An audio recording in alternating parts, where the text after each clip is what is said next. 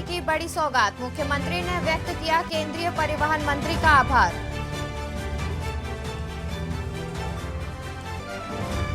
नौकरी का झांसा देकर 7 लाख ठगे, 2 भाइयों पर केस, पूर्व सीएम हरीश रावत के साथ फोटो दिखा बनाता था रौब। हाई कोर्ट शिफ्टिंग को लेकर केंद्र सरकार ने दी सैद्धांतिक मंजूरी, नैनीताल से इस शहर में होगा शिफ्ट।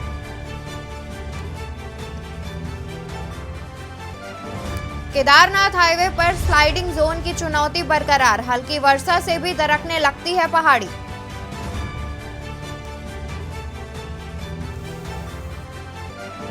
पंजाब से भागने के बाद अमृतपाल के उत्तराखंड में आने की आशंका, लगे पोस्टर, अलर्ट मोड पर पुलिस।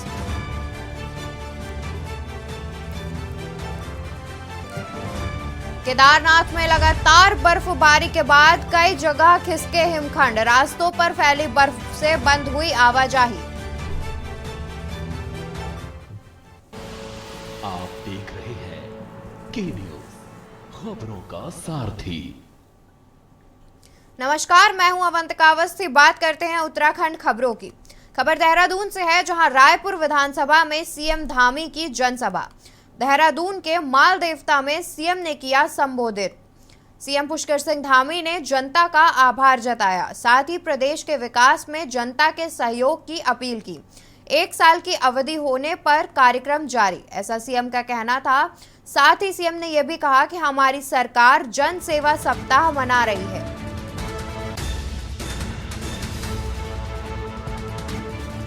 देहरादून के माल देवता में सीएम ने किया संबोधित। सीएम पुष्कर सिंह धामी ने जनता का आभार जताया, प्रदेश के विकास में जनता के सहयोग की अपील की।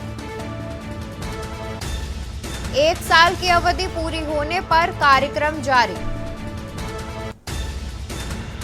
सीएम ने कहा, हमारी सरकार जन सेवा सप्ताह मना रही है। सीएम ने विधानसभा की कई घोषणाओं को भी हरी झंडी दी। रायपुर विधानसभा में सीएम धामी की जनसभा। खबर देहरादून से है, जहां रायपुर विधानसभा में सीएम धामी की जनसभा। देहरादून के माल देवता में सीएम ने किया संबोधित। सीएम पुष्कर सिंह धामी ने जनता का आभार जताया, प्रदेश के विकास में जनता के सहयोग की अपील की।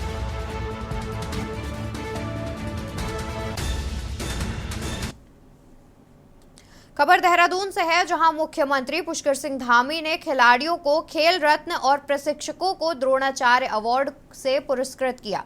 वहीं कार्यक्रम में वर्ष 2019-20, 2020-21 एवं 2021-22 तक के देवभूमि उत्तराखंड खेल रत्न पुरस्कार, देवभूमि उत्तराखंड द्रोणाचार्य पुरस्कार, लाइफ टाइम अचीवमेंट पुरस्कार एवं वर्ष 2021 एवं 2022 में राष्ट्रीय प्रतियोगिताओं में पदक विजेता खिलाड़ियों एवं उनके प्रशिक्षकों को नगद पुरस्कार प्रदान किए गए। पुरस्कारों के साथ ही वर्ष 2021 एवं 2022 के राष्ट्रीय स्तर के 168 पदक विजेता खिलाड़ियों एवं 42 प्रशिक्षकों को नगद पुरस्कार से सम्मानित भी किया।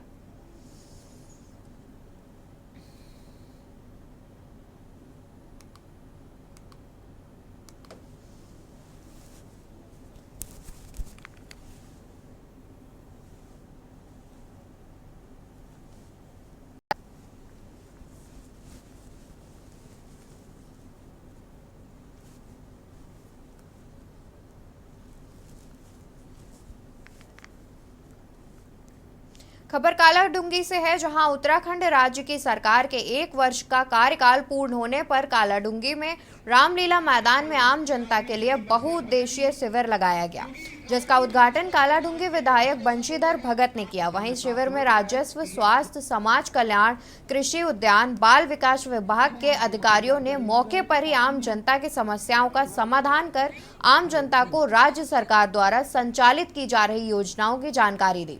वहीं आपको बता दें कि विधायक बंशीधर भगत ने कहा कि धामी सरकार ने सफलतापूर्वक स्वर्णिम 1 वर्ष पूर्ण किए हैं इस एक वर्ष में उत्तराखंड सरकार ने गरीबों, किसानों और महिलाओं के लिए कई लाभकारी योजनाएं लागू की हैं। उन्होंने आगे कहा कि धामी सरकार ने देश का सबसे कठोर नकल विरोधी कानून लागू करके युवाओं को सुरक्षित परीक्षा फल देने का कार्य किया है।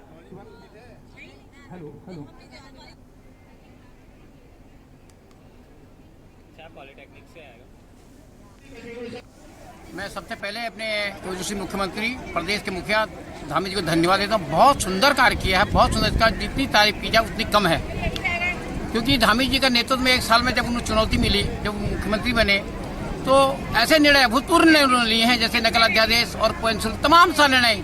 G20 का सम्मेलन जहाँ नया गाँव से लेकर बाचूर स्वर्ग में, अब हम ऐसा देख रहे हैं कि ऐसा कार्य में हमने सोचा नहीं होगा।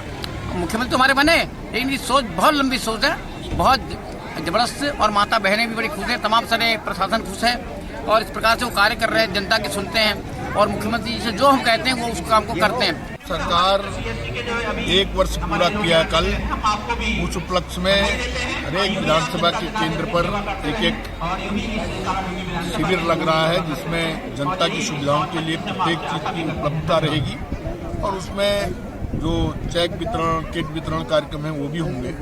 सब मिला के जो एक साल का कार्यकाल माननीय मुख्यमंत्री पुष्कर सिंह धामी का रहा है, वो एक बहुत अच्छा कार्यकाल रहा है, तो उसकी चर्चा बातचीत जनता के बीच में जाए, इसके लिए हम सब लोगों ने ये कार्यक्रम किया है। यहाँ रुकेंगे एक छोटे से ब्रेक के लिए, जल्द हाजिर होंगे।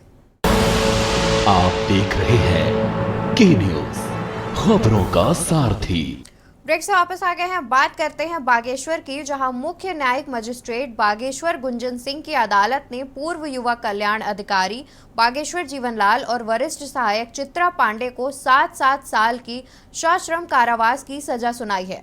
साथ ही दोषियों पर जुर्माना भी लगाया गया है। वहीं अभियोजक पक्ष की ओर से पैरवी कर रहे अधिवक्ता मोहन राम का कहना है।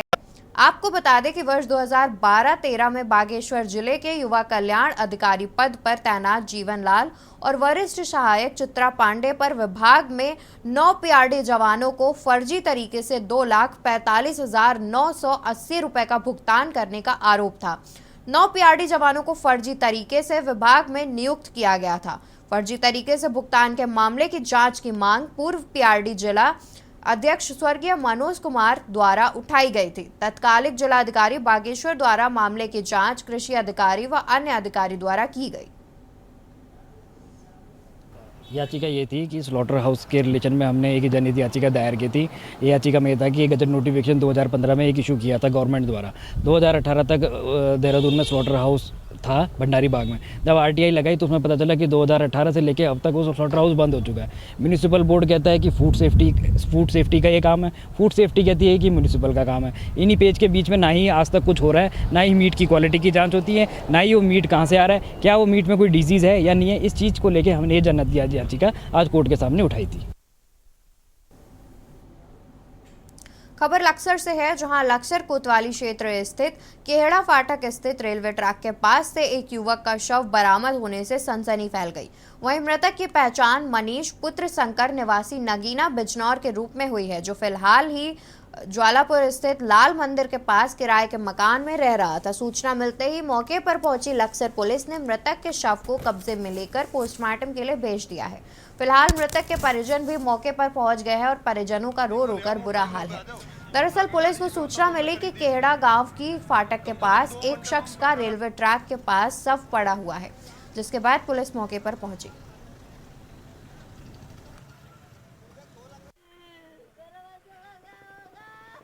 एक व्यक्ति की लाश जो है रेलवे ट्रैक के पास मिली है, कल्याणी पुलिया शुगर मिल के पास जो है उसकी शिनाख्त करी गई, तो उसमें उसकी जेब से कुछ नंबर मिले और उससे पता चला कि उसका नाम मनीष सन ऑफ शंकर राज है और वो कल सुबह ज्वालापुर से गायब था। तो उसके संबंध में जो है पंचायतनामा भरा गया, पोस्टमार्टम की कार्रवाई करके उसके परिजनों को अवगत कराया जा रहा है, अग्रिम कार्रवाई करी जा रही है। सर बता रहे हैं उसकी जेब से कुछ फ़ोन नंबर और 2 गोलियां मिली थी सल्फास की, तो प्रथम दृष्टया हमने उसे खबर देहरादून से है। मुख्यमंत्री आवास देहरादून में शुक्रवार को शहद प्रसंस्करण का कार्य किया गया। मुख्यमंत्री आवास परिसर में 22 दिनों के अंतराल में लगभग 40 किलोग्राम शहद का उत्पादन हुआ। मुख्यमंत्री ने उद्यान विभाग के अधिकारियों को निर्देश दिए कि मौन पालन को आम जनमानस तक पहुंचाने के लिए विभाग द्वारा आवश्यक कदम उठाए जाएं। उन्होंने कहा कि पर्वतीय क्षेत्रों में मौन पालन को बढ़ावा देने के लिए विशेष प्रयासों की जरूरत है। राष्ट्रीय मधुमक्खी बोर्ड के सदस्य श्री अजय सैनी ने मौन पालन के संबंध में जानकारी दी। उद्यान प्रभारी दीपक पुरोहित ने शहद प्रसंस्करण की जानकारी दी।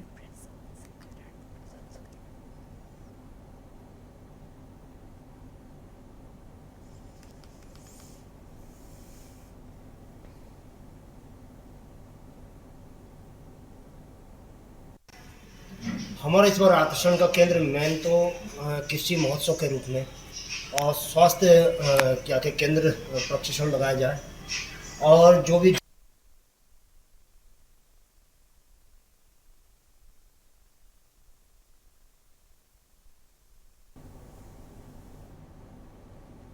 खबर विकासनगर से है, जहां कालसी अंतर्गत खत विशायाल के खुरूड़ी थात में आगामी 14 अप्रैल से 16 अप्रैल तक बिस्सू पर्व के मौके पर आयोजित होने वाले खेलकूद प्रतियोगिता और सांस्कृतिक महोत्सव के आयोजन को लेकर आयोजनकर्ता समिति से जुड़े पदाधिकारियों ने पत्रकार वार्ता का आयोजन किया, जिसमें उन्होंने जानकारी देते हुए बताया कि युवा पीढ़ी को अपनी परंपराओं से जोड़े रखने के लिए समय समय पर इस तरह के आयोजन किए जाते रहने चाहिए, जिसको देखते हुए पौराणिक परंपराओं को जिंदा रखने के लिए खत विशायाल में बिस्सू पर्व के मौके पर खेलकूद प्रतियोगिता के रूप में गांव स्तर पर कबड्डी प्रतियोगिता के साथ ही सांस्कृतिक महोत्सव का आयोजन किया जाएगा।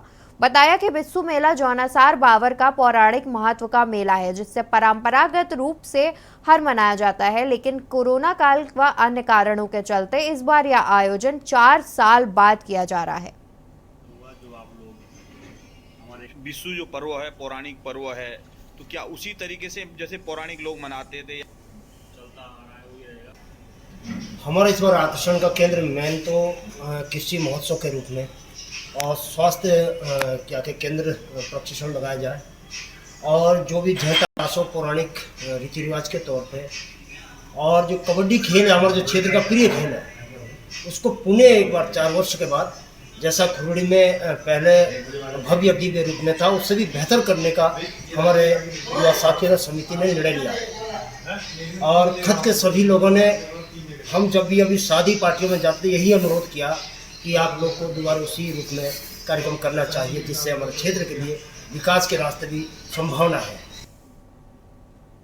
खबर विकासनगर से है, जहां सिंगल यूज प्लास्टिक सहित प्रतिबंधित 21 अन्य सामग्री पर तमाम प्रतिबंधों के बावजूद भी कुछ दुकानदार न केवल इन वस्तुओं का स्टॉक जमाए बैठे हैं, वहीं चोरी छिपे इन प्रतिबंधित वस्तुओं को बेच भी रहे हैं। एक ऐसे मामले में हरबर्टपुर नगर पालिका के अधिशासी अधिकारी भगवंत सिंह बिस्ट की अगुवाई में नगर पालिका की टीम ने हरबर्टपुर बाजार के निरीक्षण के दौरान एक दुकान पर औचक छापेमारी कार्रवाई को अंजाम दिया, जिससे उक्त दुकानदार सहित आसपास के दुकानदारों में अचानक हुई इस कार्रवाई से हड़कंप मच गया। इसमें ऐसा है कि माननीय उच्च न्यायालय के आदेशों के क्रम में नगर पालिका में लगातार विगत कई वर्षों से चलानी कार्रवाई की जा रही है और जब से हाईकोर्ट के आदेश आए हैं तो उसके उपरांत से तो आपका सिंगल यूज़ जो मटेरियल है उसको पूर्ण रूप से नगर पालिका हरबर्टपुर से हम चाहते हैं कि उसको जड़ से मिटा दें। तो किस किस तरह के पॉलिथीन बैन है और क्या क्या आइटम बैन किए गए हैं? सिंगल यूज़ आइटम में आपके जैसे स्ट्रॉ हैं, आपकी थर्माकोल के प्लेट्स हैं, आपके प्लास्टिक के गिलास हैं, आपके इसी प्रकार के कई और आइटम्स हैं जो पॉलीथीन हैं, ये पूरी तरीके से बैन है। आज आपकी टीम ने कार्रवाई की गई है? हाँ, आज हमारी टीम द्वारा एक रूटीन चेकअप में बाजार में घूमते हुए पाया गया कि एक दुकानदार द्वारा पॉलीथीन बेची जा रही है, तो तत्काल उसकी दुकान पे हमारी टीम द्वारा रेड मारी गई और फिर उसकी दुकान से आपके कई प्रकार के प्रतिबंधित आइटम मिले। यहाँ रुकेंगे एक छोटे से ब्रेक के लिए, जल्द हाजिर होंगे। आप देख रहे हैं के न्यूज, खबरों का सारथी। ब्रेक से वापस आ गए हैं, बढ़ते हैं खबरों की ओर। देवभूमि उत्तराखंड में अतिक्रमण के खिलाफ कार्रवाई थम नहीं रही है। अभी कुछ दिन पहले हल्द्वानी के भनभूलपुरा के लोगों की मुश्किलें प्रशासन ने बढ़ा रखी थी और अब देहरादून के विकासनगर में रहने वाले लोगों की मुश्किलें बढ़ गई हैं। दरअसल इन दिनों प्रशासन शक्ति नहर के किनारों पर जल विद्युत निगम की जमीनों को खाली कराने का कार्य कर रही है। जेसीबी की मदद से निगम की जमीनों को खाली कराया जा रहा है। प्रशासन की इस कार्यवाही से 600 से ज्यादा लोग बेघर हो गए हैं। गरीब बेसहारा लोग अब सिर छुपाने की जगह तलाश रहे हैं, लेकिन ना प्रशासन और ना शासन से उन्हें कोई मदद मिल रही है। वहीं अब इस मामले में राजनीति भी शुरू हो गई है। सवाल ये है कि आखिर कौन पहले इन लोगों को बसाता है और फिर उजाड़ता है।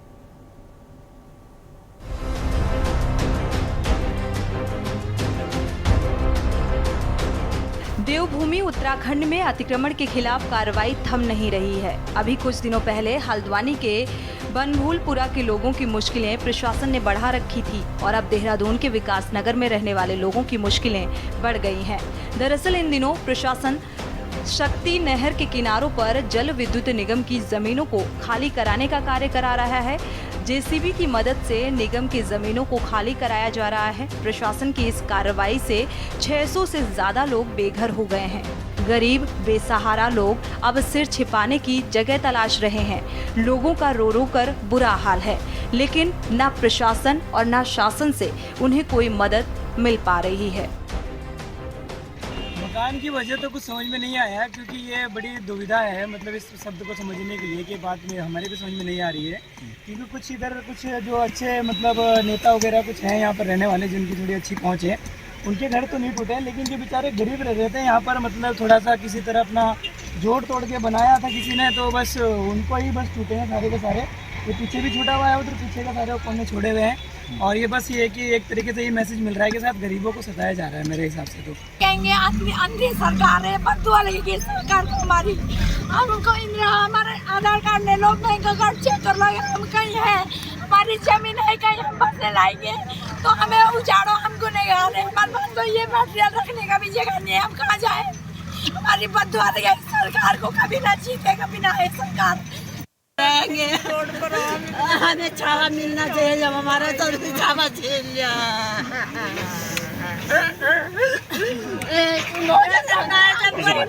गरीबों की मदद करे मोदी उस टाइम पर दिया था, उस टाइम पर आज गरीबों की इज्जत दे रही है। आज तो गरीबों को हटा दिया, गरीबों को हटा दिया, बड़ा धन निकाला, इतना पेड़ नुका था गरीबों की, वो करनी हटाने इनकी वही करनी। आपको बता दें कि उत्तराखंड के विभिन्न क्षेत्रों में अवैध बस्तियां बसी हुई हैं। इनमें कई सरकारी जमीनों पर भी लोगों ने कब्जा कर लिया है। पिछले कई सालों से लोग यहां रह रहे हैं। बिजली, पानी और भी तमाम सरकारी सुविधाएं लोगों को मिल रही हैं। बावजूद इसके प्रशासन अचानक जेसीबी ले जाकर लोगों के आशियाने को एक ही झटके में तोड़ रहा है। वहीं अब इस मामले में सियासत गर्मा गई है। बीजेपी का कहना है कि यदि कांग्रेस अपने शासनकाल में लोगों को ऐसे ना बसाती तो आज ये स्थिति ना होती, जबकि कांग्रेस का कहना है कि बीजेपी तानाशाही तरीके से काम कर रही है। विकास नगर में जल विद्युत निगम की जिस जमीन पर सरकार ने अतिक्रमण के नाम पर कार्रवाई की है, वहां पर वो सैकड़ों लोग लगभग 60-70 वर्षों से रह रहे थे।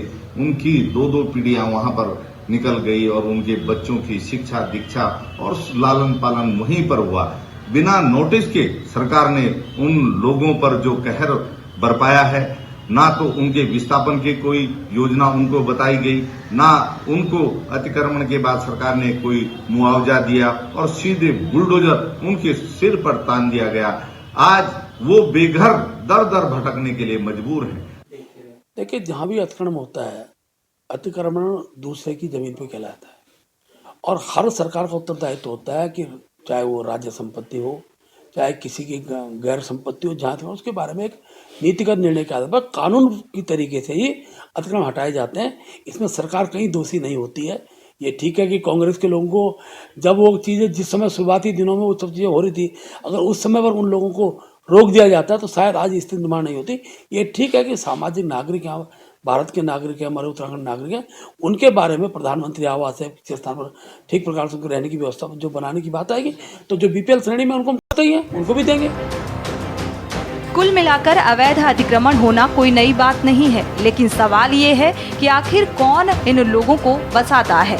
आखिर ये जल विद्युत निगम, ये रेलवे कहां इतने सालों तक सोए रहते हैं जो इन्हें अपनी ही जमीनों पर अवैध अतिक्रमण नहीं दिखाई देता?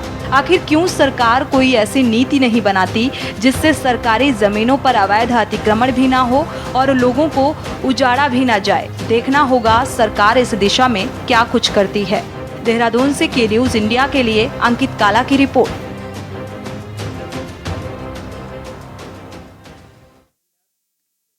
में फिलहाल इतना ही। आप बने रहिए के न्यूज़ के साथ।